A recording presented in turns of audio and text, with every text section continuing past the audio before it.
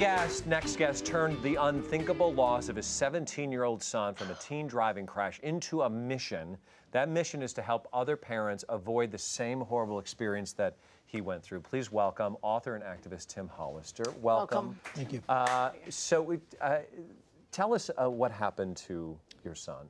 We lived in Connecticut in December of 2006, and he went out on a joyride. No parents knew. The kids were out in the car with two girls from our neighborhood, and they got lost. And now they were up against the girls' 10:30 curfew.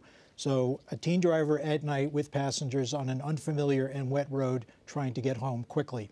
He went on a long straightaway on the interstate, which turns into a severe 90-degree curve to the right, went too far straight into the curve and jammed the wheel to the right the way an inexperienced driver would, did two 360s on the highway, and his car, the driver's side hit the butt of a guardrail right in the middle of the driver's side and crushed the left side of his chest, and he died 5 hours later. There was no airbags or? It was a 1999 model car, no side airbags, and no cell phone, no alcohol, no drugs. He died of inexperience and being over the speed limit. And the two passengers? Injured but recovered. I'm so sorry for you.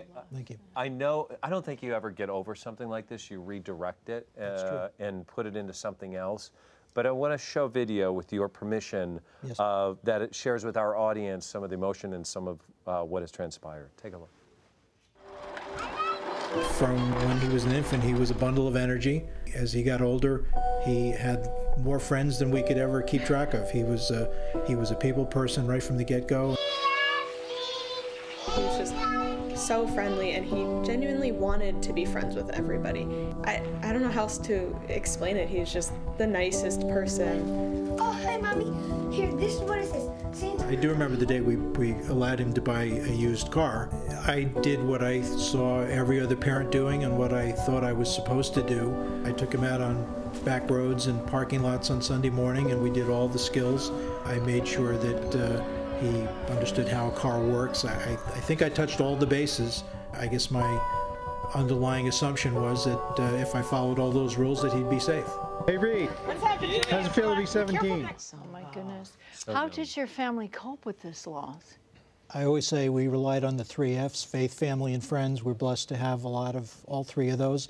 It's been a different journey for each of us. I have my blog, which has been sort of therapeutic, but also public service. It's a way for me to make my son in some way the face of safe teen driving in Connecticut and beyond.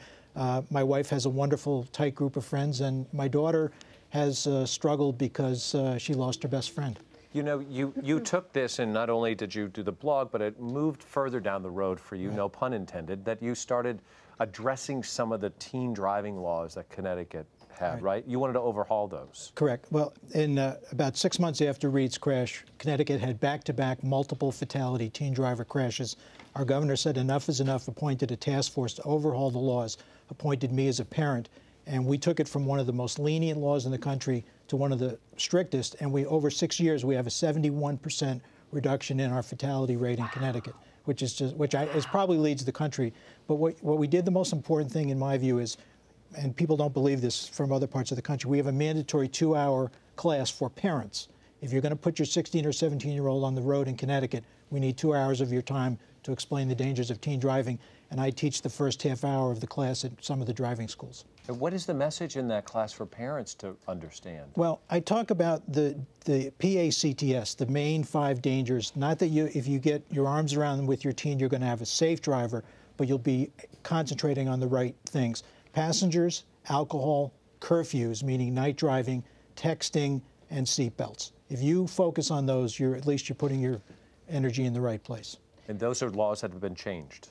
We changed the passenger law, we changed the curfew, we changed all those in Connecticut, but those are generally the 5 biggest dangers that we see, the 5 big causes of teen driver crashes. Now, we have Kim and Sophie here, and Kim has a son who's a young driver. 17. Hunter. He's driving now? He's driving. Oh, yeah. And I know your daughter isn't driving yet. No, she's 13 and a half, and she's dying to drive. All right. So, but what are Kim, what is your concern as a parent? Well, you know, I think especially in a place like Los Angeles where everything's so spread out, if your kids do play sports and if you're a working mom or dad, it's just so hard to be able to get to work and get to practices and get to, so many of Hunter's friends as well as Hunter, you know, got a car and he goes over the hill. We live over the hill from Malibu, and to get to Malibu is a dark, windy, 2 canyons. Horrific. And Christina drives it too.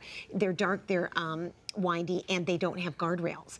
And so I don't want to say you never can go over and see your friends or you never can go to the beach, but by the same token, that's a scary 2 roads. Right. But I would push back politely on 2 things. The research says you should not buy a car for a new driver until they've got 18 to 24 months of experience. And my mantra for parents is don't put your convenience ahead of the safety of your teen driver, which a lot of parents do. You've been driving them to school and events for 15, 16 years. Suddenly you have a chauffeur, but do you want to, as the saying goes, do you want to turn your most precious cargo over to your least experienced driver? Tim, why is teen driving so dangerous? Yeah. The most important thing that is not understood is that the human brain is not fully developed until we reach about age 22 to 25. And the last part that develops is what provides judgment and restraint, which is why teens, not just in driving, but at everything, are drawn to dangerous situations without really comprehending the danger of what they're doing. In fact, parents need to factor that into driving because your son or daughter can be a model citizen and very conservative and responsible, and they can have 10,000 hours on the road, but it doesn't speed up the brain development. If the minimum driving age were based on the brain science, it would be 22, not 16 or 15 or anything in that range. I know there's a lot of wonderful information in the book that you're holding right there. This is a book that you authored. Correct. Not So Fast. Right. We want to offer this, we're giving away 30 signed copies of Tim's book. You can go to our Facebook page to get more information on this because there's some vital information that I found so interesting about a driver's confidence versus they know how to use the turn signal, they know where the mirror should be, the seatbelts, but it's the confidence behind the wheel that sometimes is the difference between safe driving and unsafe driving. Right. We'll give you a copy, Sophie. Of the book. Yeah. Yes, thank you very much. Yeah. All right, thank you so much. Thank Tim. you. A lot Thank you of so of much for information. You can also go to nsfteendriving.com. You'll see it there at the bottom of our screen.